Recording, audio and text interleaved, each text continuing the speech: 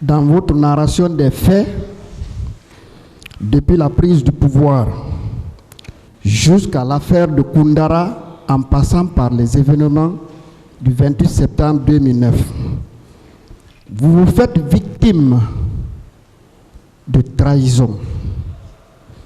Alors, cette trahison était liée à votre fonction ou à votre personne vous-même? D'abord, les deux. La fonction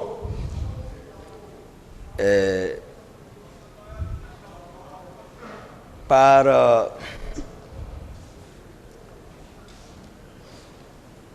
comment dire ça?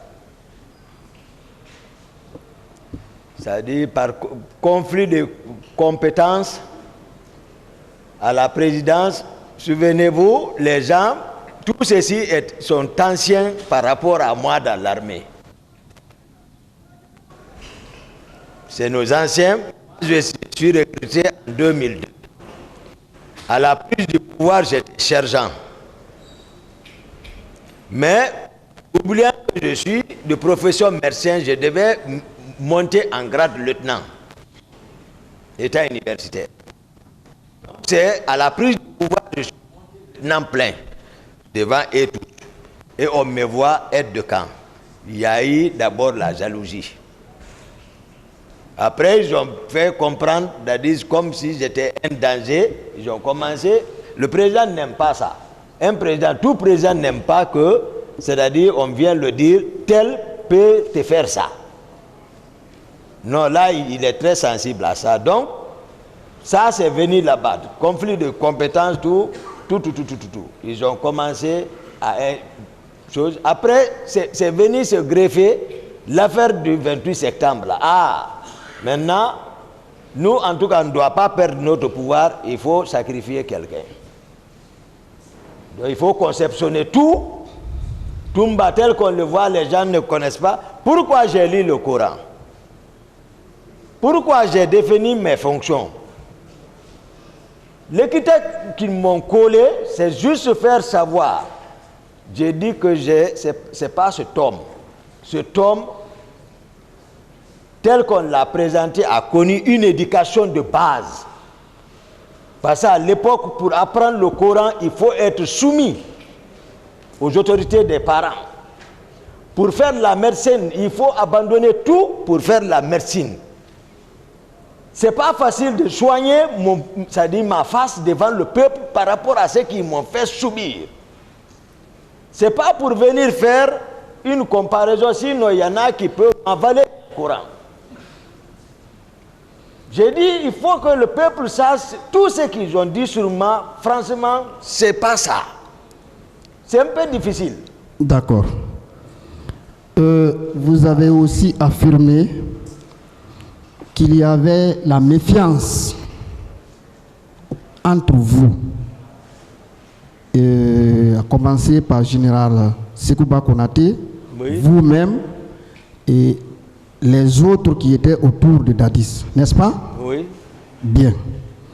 Et que cette méfiance vous a traduit à être en défensive. Vous avez toujours dit l'expression. Oui. Alors, le contenu de défensive, ça veut dire quoi? Qu'est-ce que ça signifie? Défensive. On est resté toujours en défensive. C'est-à-dire, oui, défensive, c'est que tu ne vas pas vers la personne. Tu as fini de comprendre son plan. C'est-à-dire, donc toi aussi, tu restes en défensive, tu l'attends. Tant qu'il ne vient pas en toi, pour matérialiser maintenant son intention, tu ne vas pas réagir. Je vous ai dit, Marcel, une fois m'a barré en disant, en intimant mon chauffeur de quitter dans le cortège de garer à côté.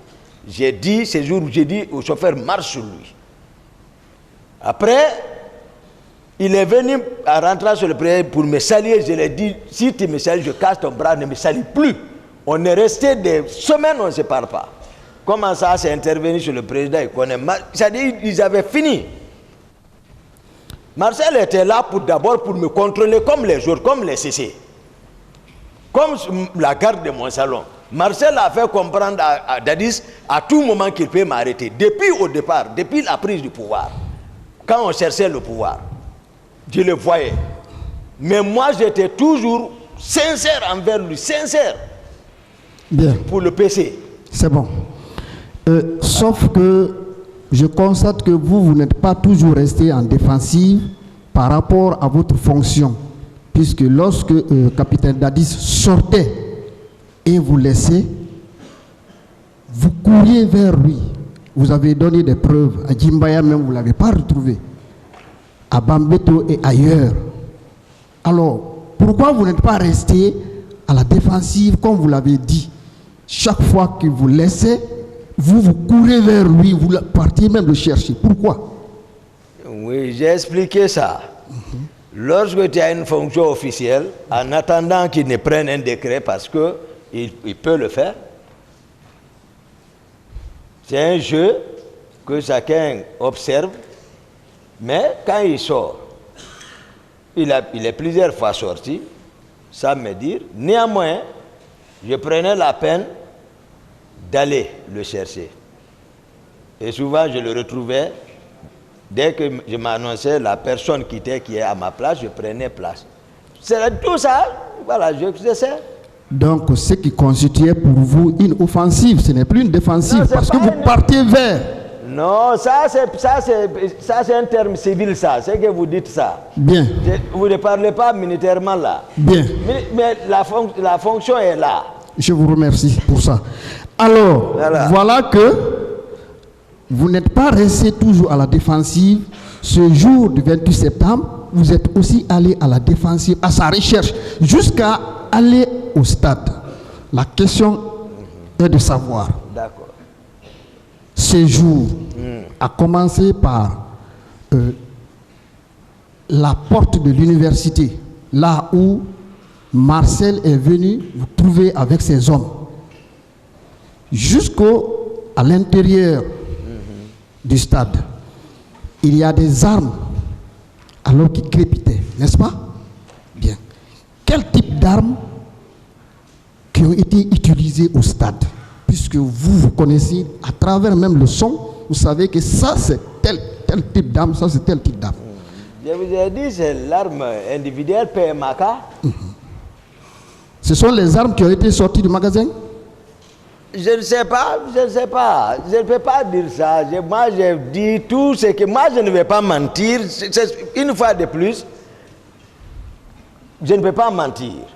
J'explique les faits. Bien. Voilà. Est-ce que les armes qui ont été sorties... Les armes sont sorties du camp. Voilà. Et qui ont été distribuées parce que vous avez vu. Ça n'a pas été distribué devant moi. Ceux qui sont venus chercher, comment j'ai été informé de ça, je vous ai expliqué. J'ai dit, c'est grâce au général Konaté, moi je suis ça. J'ai dit, commandant Jo n'a qu'à venir ici, il va nous expliquer parce que c'est lui que le général Konaté a envoyé pour me dire d'aller voir le magasin. J'ai dit d'aller chercher la garnison, ils vont aller voir. Ils sont allés constater la présence de ce camion et ces hommes-là. Il y a eu dispute, ils sont revenus chez moi. Ils sont montés en criant, je demande que le président nous envoie pour les armes. Je regarde la fenêtre, je vois le camion et les armes. J'ai dit à Jo, va informer le général, c'est le président qui les a envoyés. C'était tout. Maintenant, où sont partis les armes? Pourquoi le président a envoyé ses hommes au magasin? Mais c'est qu'il déployait, je vous ai dit, les Kaléas avaient commencé à être déployés. Donc s'ils les déploient, ils ont besoin des armes. C'est comme ça. Bien. La tentative d'assassinat de capitaine Moussa Dadis Camara au camp Koundara par vous, l'assassinat de M. Makambo sur les mêmes lieux, ne sont-ils pas le résultat du fait que on veut vous porter vous seul ce que vous avez fait vous tous? Voilà. Est-ce que ce n'est pas cela? Voilà. On va définir d'abord les concepts. Tentative et légitime défense. C'est très important. Parce que je vous j'ai parlé ici, c'est-à-dire mon calendrier du jour, c'est-à-dire mon carnet du jour. J'ai laissé le président à la présidence et il n'y avait pas de mouvement ce jour, donc, comme d'habitude, donc je suis sorti. Il y a une famille qui avait prévu la lecture du Saint-Coran pour moi à Sans-Fil.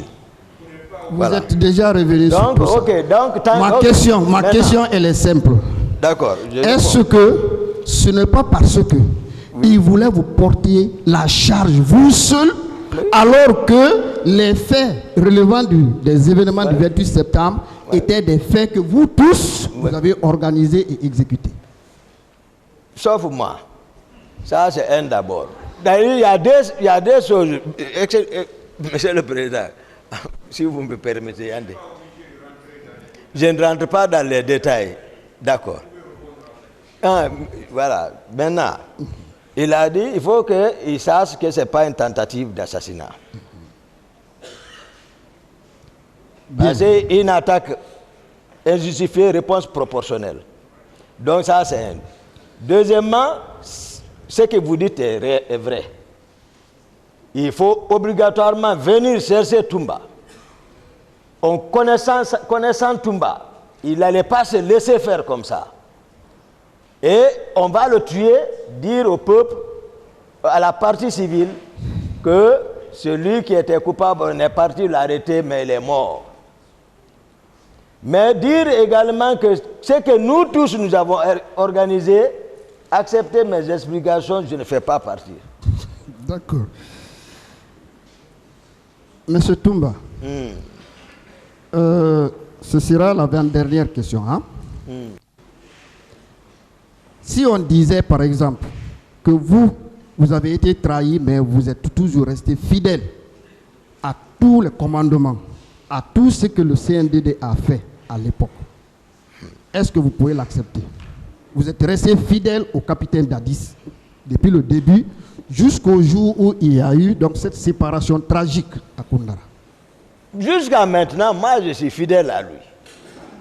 Les gens sont toujours étonnés. Hein? Que le tribunal nous en donne acte qu'il est resté fidèle. Jusqu'à maintenant. Alors, le fait de rester fidèle depuis le départ jusqu'à la séparation tragique ne vous fait pas coupable de ce qui s'est passé? Alors, durant tout ce régime, y compris les crimes qui ont été commis et d'autres infractions qui ont été commises au stade, cela ne vous rend pas coupable? Non. C'est pour cela que je suis comme ça toujours. Celui qui a... ce qui s'est passé, si tu as une reprochation qui te ronge, tu ne peux pas être comme je suis. C'est pour ça que moi, je n'ai aucune réprobation, sincèrement, envers Dieu, je vous le dis. Tout ce qu'on dit, je sais, ils le savent, Toumba n'est rien dans ça. Le président vous a dit. Une simple demande de mutation pour quitter ce milieu qui était, selon vous, pollué, vous aurez lavé de cette situation? J'ai dit une demande au capitaine Dadis, simplement pour que vous soyez muté ailleurs et quitter ce milieu pollué, ne vous rendrez pas là où vous êtes là? Oui. Mais pourquoi vous ne l'avez pas fait? Oui, c'était dans mon programme. C'est-à-dire, j'attendais le moment. Moi, je préférais aller étudier. C'est ce que j'attendais. Mais toujours, il me faisait comprendre, tel qu'était le pouvoir n'était pas encore assis. Le pouvoir encore n'était pas consolidé, c'est ça. Donc, toujours, il avait besoin de moi. C'est ce qu'il faisait comprendre. Sinon, moi, c'était comment aller encore